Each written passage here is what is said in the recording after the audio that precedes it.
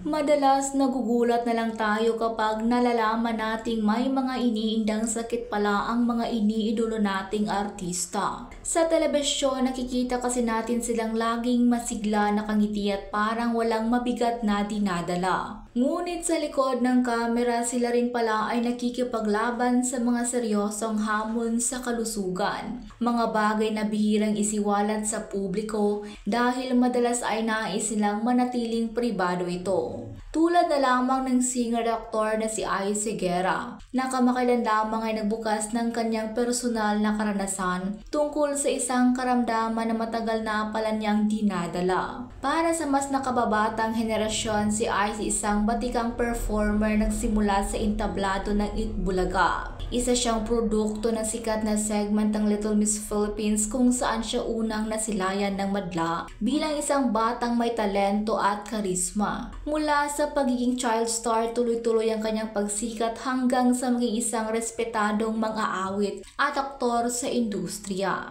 Sa kabila ng mahabang panahon sa showbiz, walang kaalam-alamang publiko na sa likod ng kaniyang mga ngiti at mga awit ay mayroon para siyang laban na tahimik na pinapasan.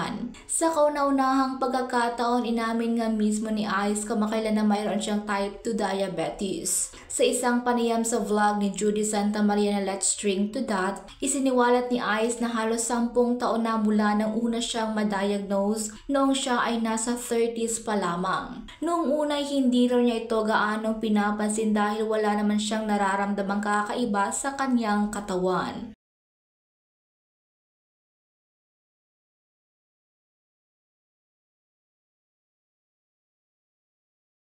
Ngunit nang maramdaman niya ang pangangati na dulot ng mataas na blood sugar, ay dito lamang siya nagsimulang uminom ng gamot. Ang type 2 diabetes ay isang malalang kondisyon kung saan ang katawan ay nagkakaroon ng problema sa paggamit ng insulin na nagreresulta sa mataas na antas ng asukal sa dugo. Kung hindi maagapan, maaari itong magdulot ng seryosong komplikasyon, gaya ng pagkabulag, pagkasira ng bato at pagputol ng paa. Ibinahagi ni Ice na dumating ang punto kung saan kinailangan niyang seryosohin ang kanyang karamdaman, lalo nang masaksihan niya mismo ang sinapit ng isang kakilala. Kwento niya, nakakita siya ng isang kasamahan na naputulan ng binti dahil sa komplikasyon ng diabetes at makalipas lamang ilang araw ay pumanaw na ito.